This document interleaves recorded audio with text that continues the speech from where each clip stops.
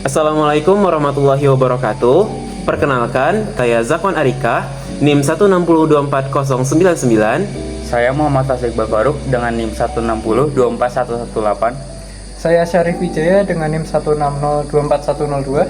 Saya Zainal Mubarak Yusuf dengan NIM 160-24139. Di sini kami akan menjelaskan mengenai program yang telah kami susun, yaitu program tes MBTI. Selamat menyaksikan. Oke, kita masuk ke materi apa itu tes MBTI. Tes MBTI atau Myers-Briggs Type Indicator adalah tes kepribadian yang bertujuan untuk mengukur bagaimana seseorang memandang dunia dan membuat keputusan. Tes ini juga dapat mengukur bakat, kecerdasan, dan karakter seseorang. Tentunya, tes MBTI ini memiliki beberapa fungsi, yaitu kita jadi lebih mengenali diri sendiri, kita dapat memahami perasaan orang lain, bahkan kita dapat membangun tim yang kuat jika kita mengenali diri kita sendiri. Selanjutnya, akan ada pemaparan lebih lanjut mengenai tes MBTI oleh Syarif.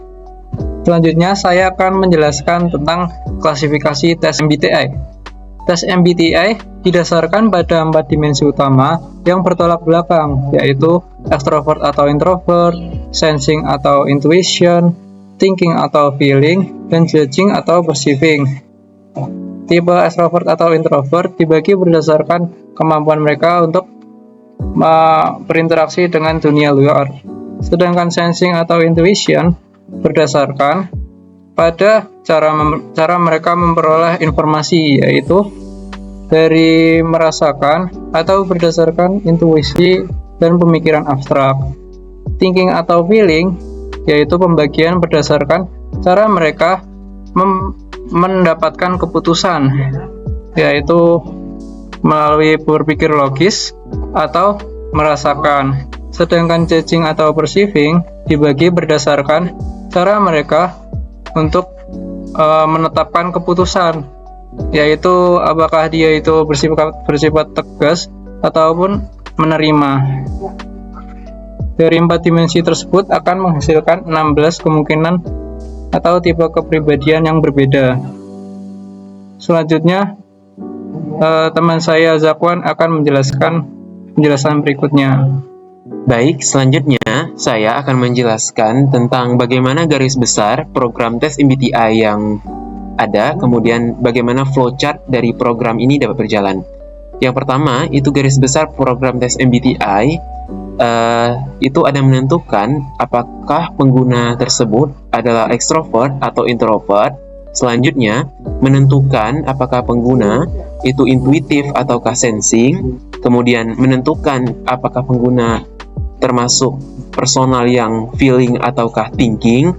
Dan yang terakhir, pada tes ini akan menentukan apakah pengguna itu adalah personal yang judging atau perceiving. Nah, berikut adalah contoh dari flowchart program tes MBTI yang kami buat. Yang pertama, ketika pengguna masuk ke start, maka pengguna akan mendapatkan sambutan, yaitu ucapan selamat datang pada website tes MBTI. Selanjutnya, pengguna akan diminta untuk menginput nama. Setelah pengguna menginput nama, maka pengguna akan diminta apakah ingin memulai tes ataukah tidak. Jika pengguna mensetujui untuk memulai tes, maka pengguna akan dilanjutkan kepada list pertanyaan untuk menentukan apakah ekstrovert atau introvert. Sedangkan apabila pengguna menjawab tidak, maka otomatis halaman akan kembali kepada halaman awal, yaitu pada ucapan selamat datang di website tes MBTI. Nah, ketika pengguna dalam program ini, pengguna akan diminta untuk menjawab beberapa pertanyaan yang menentukan apakah seseorang tersebut atau pengguna itu ekstrovert atau introvert. Kemudian dilanjutkan dengan menentukan apakah pengguna intuitif ataukah sensing dengan menjawab beberapa pertanyaan yang telah diberikan oleh program. Selanjutnya, pengguna akan kembali melanjutkan dengan menjawab pertanyaan yang ditujukan untuk menentukan apakah pengguna feeling ataukah thinking. Dan yang terakhir, pengguna akan menjawab beberapa pertanyaan untuk menentukan apakah pengguna termasuk personal yang judging ataukah persaving. Nah, apabila telah selesai, maka pengguna dapat mengklik tes berakhir dan akan ditampilkan oleh program MBTI yang sesuai dengan jawaban yang telah dimasukkan oleh pengguna. Oke, setelah mendengarkan penjelasan terkait dengan program yang akan kami buat di komposisi dan flowchart, di sini saya akan menjelaskan program rinci terkait dengan apa yang akan kami buat menggunakan bahasa pemrograman Python.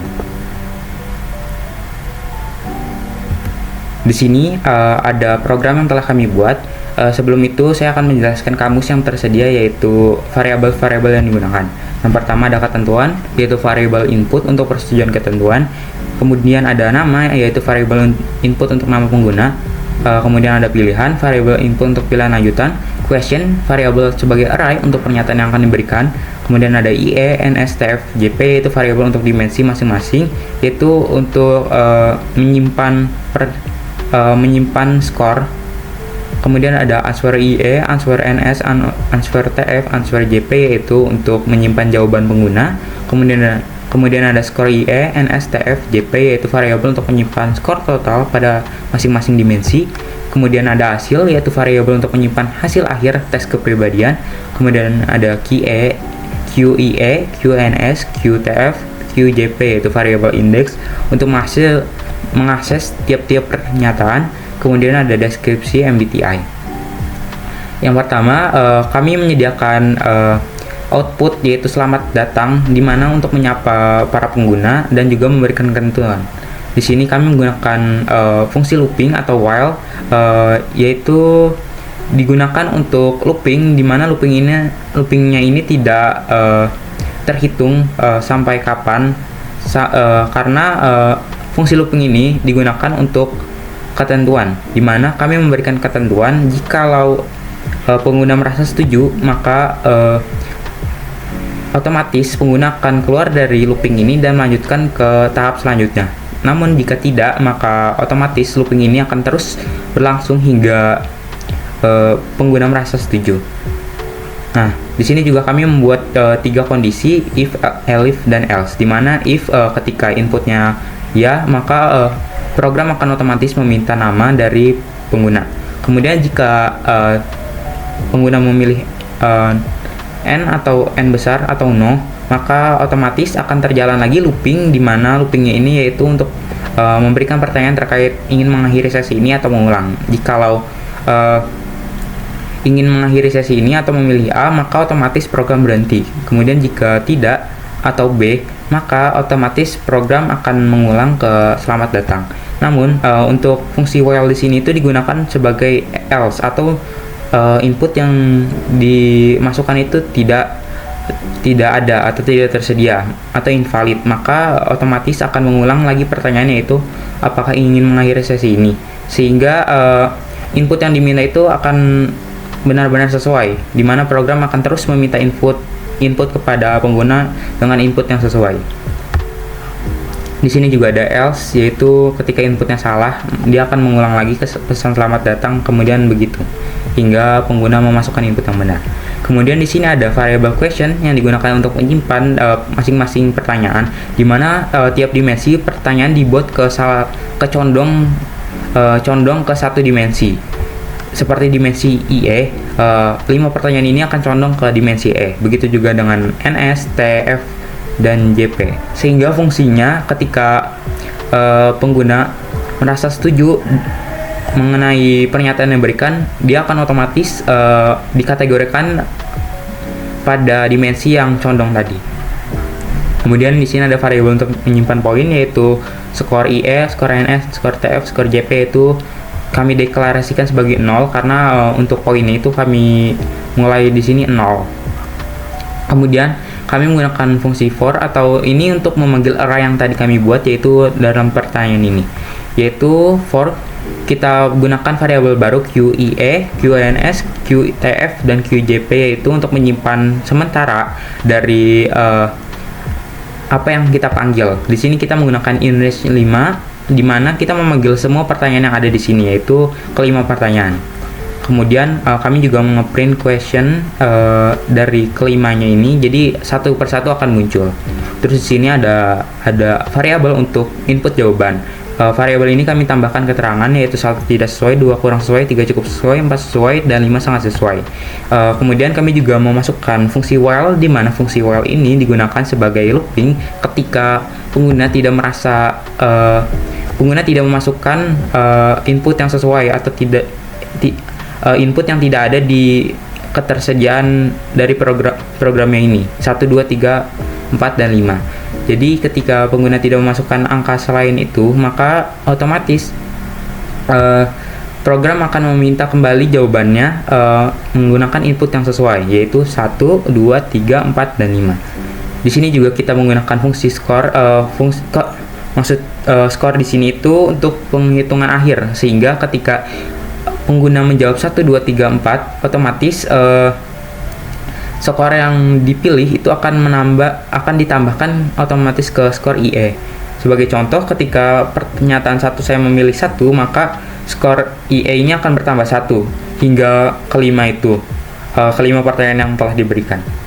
Begitu juga dengan QNS, QTF, dan QJP. Jadi masing-masing dimensi diberikan fungsi yang sama.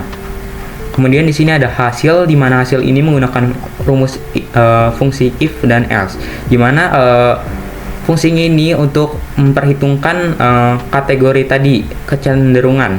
Jadi kami memasang minimal skor yaitu 13 hingga ke atas, di mana ketika pengguna mendapatkan skor di dimensi tersebut 13 atau ke atas, maka akan mendapatkan tipe kepribadian yang condong tadi. Sebagai contoh, IE jika lebih dari atau sama dengan 13, maka hasilnya akan E. Jika tidak, maka hasilnya akan otomatis ke I. Begitu juga dengan NS, TF, JP. Kemudian di sini ada array untuk deskripsi MBTI, di mana kami menyimpan list deskripsi MBTI ini. Ketika kami telah mendapatkan hasil dari semua dimensi dan akan digabungkan, hasil tersebut akan mirip hasilnya dengan salah satu dari deskripsi MBTI di sini, sehingga ketika sebagai contoh kita mendapatkan INFP, maka hasil akan mencocokkan dengan deskripsi MBTI ini, kemudian akan diberikan deskripsi yang sesuai dengan apa yang ada di sini. Seperti contoh ini ada ESTP, terus nanti penjelasannya seperti yang ada di sini. Untuk memanggilnya, kami menggunakan rumus tadi, yaitu if hasil in deskripsi MBTI. Maksudnya ketika hasilnya apa dan dicocokkan ke dalam array deskripsi MBTI ini, maka hasil tersebut akan sesuai. Sebagai contoh, di sini telah diberikan outputnya hasil, terus nama pengguna, terima kasih, ucapan terima kasih, dan hasil. Ketika hasilnya INFP, otomatis program akan mencari INFP di sini dan memberikan output yang sesuai, yaitu INFP, yaitu pribadi idealistik, introspektif, dan lainnya. Di sini saya akan mencoba menjalankan program tersebut.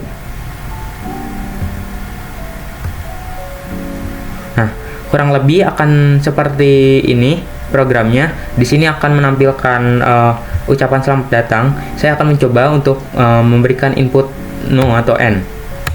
Maka hasilnya akan diberikan pertanyaan kembali, ingin mengakhiri atau mengulang. Ketika saya memilih B atau mengulang sesi, akan otomatis ke selamat datang. Kemudian ketika saya memilih yang tadi A, otomatis program terhenti. Kemudian ketika saya memilih untuk input yang salah, maka otomatis program akan menampilkan pilihan tidak valid, silakan jawab kembali, dan memberikan output yang sama, yaitu pesan selamat datang. Saya coba setuju, maka disuruh memasukkan nama, saya masukkan. Nah, kemudian akan langsung ditujukan kepada pernyataan. Outputnya kami juga menuliskan selamat datang, terus silakan untuk memulai jawaban setiap pernyataan di bawah sesuai dengan instruksi. Instruksi ini maksudnya jawaban menggunakan angka 1 sampai 5. Ketika salah, maka akan diulang pernyataan tersebut dan akan diminta memasukkan input yang sesuai. Saya coba 6, yaitu tidak sesuai, maka hasilnya akan baca kembali ke instruksi untuk menjawab, kemudian diminta untuk memasukkan input yang sesuai. Di sini saya akan mencoba mengerjakan tes ini.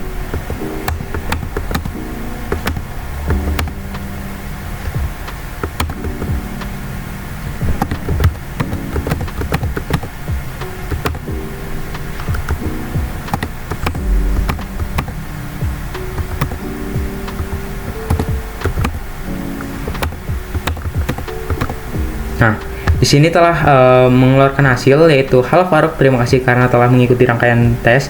Di sini ada hasilnya MBTI, yaitu dimana sesuai dengan perhitungan skor tadi. Di sini saya mendapatkan dimensi INFJ, dimana hasilnya yaitu INFJ. Kemudian akan disesuaikan dengan deskripsi MBTI, yaitu INFJ. Kamu adalah pribadi idealistik, introspektif, dan empatik. Kamu sering terinspirasi untuk membawa perubahan dan membantu orang lain. Kurang lebihnya program yang kami buat seperti itu. Saya cukupkan. Terima kasih. Demikian yang bisa kami sampaikan. Kurang lebihnya mohon maaf.